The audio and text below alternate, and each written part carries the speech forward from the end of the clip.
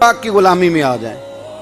وہ کہتے تھے دنیا اعلیٰ حضرت نے کتاب لکھی ہے الامن والاولا، اس میں آپ فرماتے ہیں جو حضور کی پناہ میں آ جاتا ہے نا وہ بچ جاتا ہے.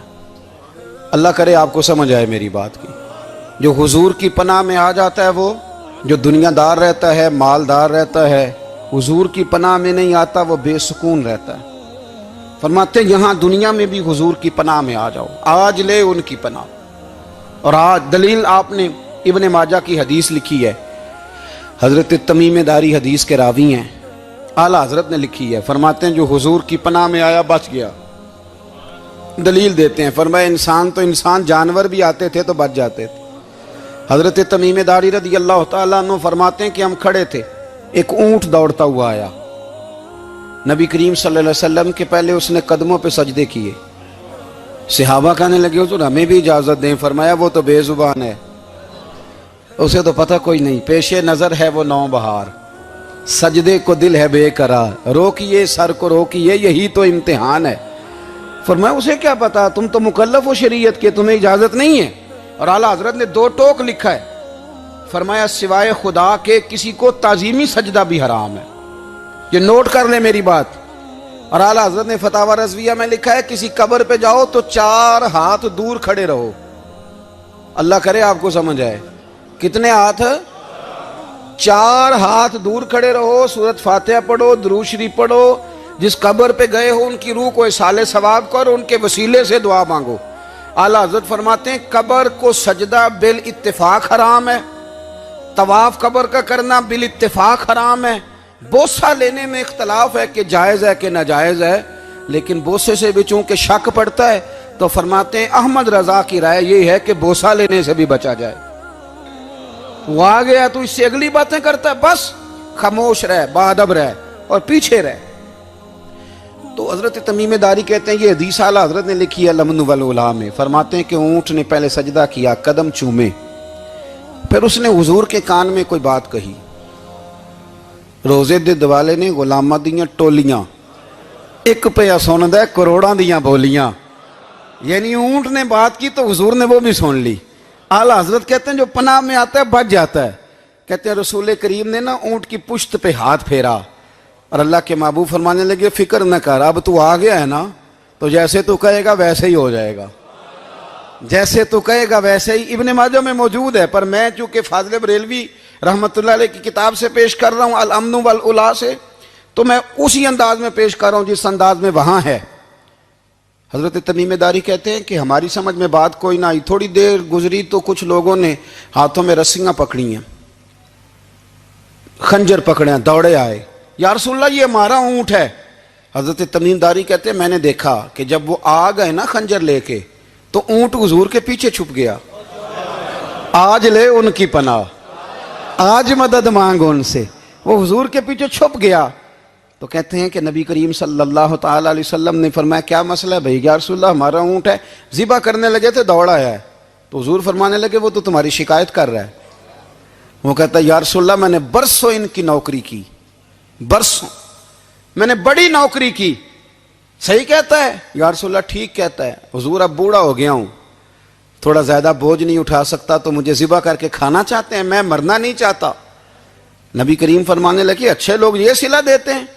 انہوں نے عرض کی حضور آپ حکم کر دیں، ہم اس کو چھوڑ دیتے ہیں یا رسول اللہ، نہیں ذبح کریں گے، خدمت کریں گے. حضور فرمانے لگے نہیں، اب میرے پاس آیا ہے نا، اب میں نے واپس نہیں کرنا. آج ہو گیا ہے، آج لے ان کی پناہ، آج مدد مانگ ان سے. آج ہو گیا یا رسول اللہ پھر رکھ لیں. حضور نے فرمایا نہیں بھائی پیسے بتاؤ کتنے؟ یا رسول اللہ نہیں کچھ نہیں. نبی کریم علیہ السلام نے فرمایا نہیں بتاؤ کتنے، بتاؤ کتنے. انہوں نے کہا حضور ایک دفعہ ریٹ لگایا تھا تو 100 دینار لگا تھا. حضور نے فرمایا بلال دے دو 100 دینار. 100 دینار دے دیا. اعلیٰ حضرت فرماتے ہیں دیکھو ان کی پناہ میں آنے کی برکتیں کتنی ہیں. ان سے کہا تم جاؤ، وہ چلے گئے. حضور نے پشت پہ ہاتھ پھیرا، فرمایا جا تو آزاد ہے. حضرت تمیم داری کہتے ہیں وہ پہلے گیا پھر پلٹ کے آیا. اس نے نبی پاک کے کان میں کو بات کی، کئی باتیں کی، پر میں ایک بات کرتا ہوں، کئی باتیں کی، ایک بات کی تو حضور رو پڑے. اونٹ چلا گیا. ہم نے عرض کی حضور یہ کیا کہہ گیا ہے؟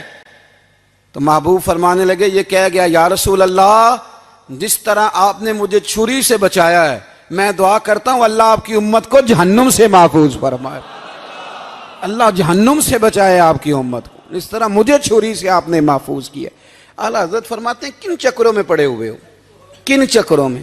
پیسوں کی پناہ لیتے ہو، عہدوں کے پیچھے چھپتے ہو، دولت کے پیچھے چھپتے ہو، تعلقات کے پیچھے چھپتے ہو. فرمایا مصیبت آئے گی تو یہ سارے ہٹ جائیں گے. اگر پناہ لینی ہے تو مدینے والے محبوب کی پناہ لو، دروازہ رسول پہ آؤ، نبی کریم کی بارگاہ میں جھکو، حضور سے پیار کرو. اعلیٰ حضرت فرماتے ہیں محبوب کا ادب کرو، رسول اللہ کی غلامی کرو. فرماتے ہیں پھر کے گلی گلی تباہ، ٹھوکریں سب کی کھائیں کیوں، دل کو جو عقل دے خدا تو تیری گلی سے جائے کیوں. اور فرمانے لگے جان ہے عشق مصطفیٰ روز فزوں کرے خدا، جس کو ہو درد کا مزہ وہ ناز دوا اٹھائے کیوں. جس کو ہو درد کا مزہ وہ ناز دوا اٹھائے کیوں. انہوں نے محبوب کریم کی محبت کا پیغام دیا، صحابہ کی محبت کا، بولیے صحابہ کی محبت کا. پوری کتاب لکھی حضرت صدیق اکبر جناب عمر کے فضائل پر. اور مزے کی بات یہ ہے کہ اعلیٰ حضرت نے نا اردو شاعروں میں سے کسی کو توفیق نہیں ہوئی حضور کو شہنشاہ کہنے کی.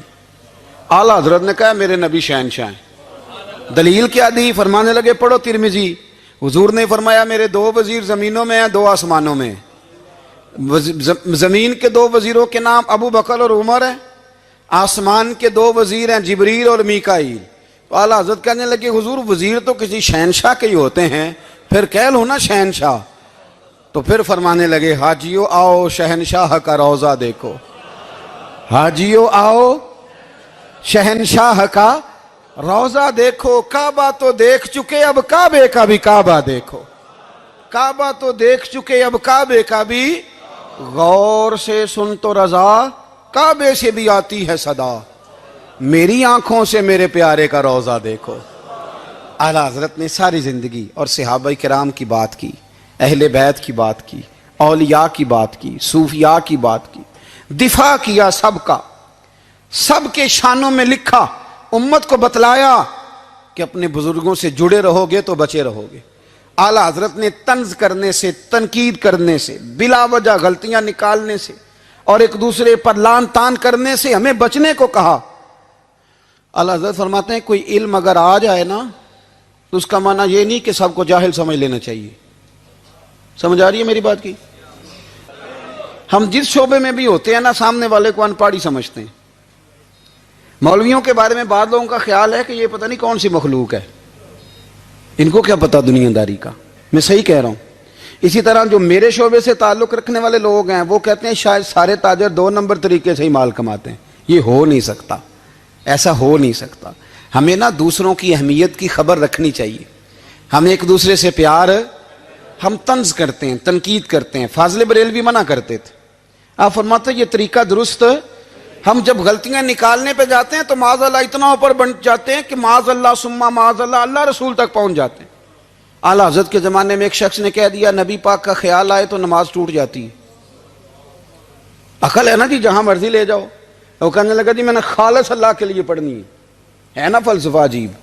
نبی پاک کا خیال آئے تو نماز. اعلیٰ حضرت فرمانے لگے تو بڑا ہی پاگل ہے.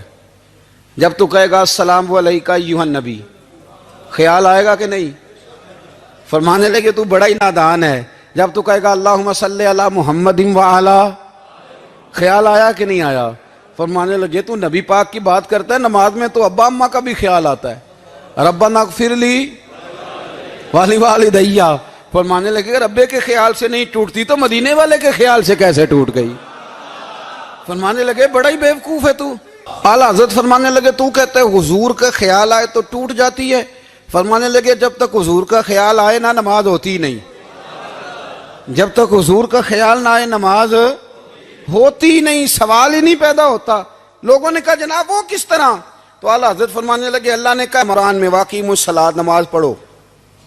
یہ نہیں بتایا کتنی پڑھنی ہے، اور یہ بھی نہیں بتایا فجر کی کتنی پڑھنی ہے، یہ بھی نہیں بتایا ظہر کی، یہ بھی نہیں بتایا قیام کیسے کرنا ہے، ہمیں یہ بھی نہیں بتایا رکوع کیسے کرنا ہے. ہمیں پتہ کیسے پتہ چلا؟ جب صحابہ نے کہا نا رب کہتا ہے نماز پڑھیں تو کیسے پڑھیں، تو حضور فرمانے لگے سلو کما رأیتمونی اصلی، نماز اس طرح پڑھو کرو جس طرح مجھے پڑھتے ہوئے دیکھتے ہو۔ تو کہا یہ تو کیسی عجیب بات کر رہا ہے کہ نبی کریم صلی اللہ علیہ وسلم کا خیال آئے۔ اور پھر بڑی مزیدار بات، ایک شخص نے اعلیٰ حضرت سے آ کے نا، اس زمانے میں نا ایک آریہ مذہب ہوتا تھا، اب اللہ کا شکر ہے وہ کوئی نہیں، اب ویسے جو بڑے نئے نئے مذہب نکل آئے ہیں، جو آدمی جتنا پڑھ جاتا ہے معاذ اللہ وہ ایک نئی بات ہی شروع کر دیتا ہے، اور جو انوکھی بات کرے اس کے پیچھے رش بھی زیادہ ہو جاتا ہے، سٹائل ذرا ہٹ کے ہو نا جی تو ذرا ماحول جلدی بن جاتا ہے۔ تو وہ آریہ مذہب تھا، تو وہ ایک آریہ آ گیا اعلیٰ حضرت کے پاس، آ کے کہنے لگا کہ فرض کی اہمیت زیادہ ہے کہ سنت کی؟ تو اعلیٰ حضرت فرمانے لگے بھئی اہمیت تو فرض کی زیادہ ہے۔ تو کہنے لگے آپ کا وضو تو پھر سنت سے شروع ہوتا ہے، وضو میں پہلا فرض ہے منہ دھونا، اور آپ سب سے پہلے ہاتھ دھوتے ہیں، یہ بھی سنت، ناک میں پانی ڈالنا یہ بھی، کلی کرنا یہ بھی۔ میری بات کی سمجھ آ رہی ہے؟ اس نے کہا یہ آپ عجیب لوگ ہیں، فرض اگر بڑا ہے تو پہلے فرض ہونا چاہیے تھا۔ سمجھ آ رہی ہے میری بات کی؟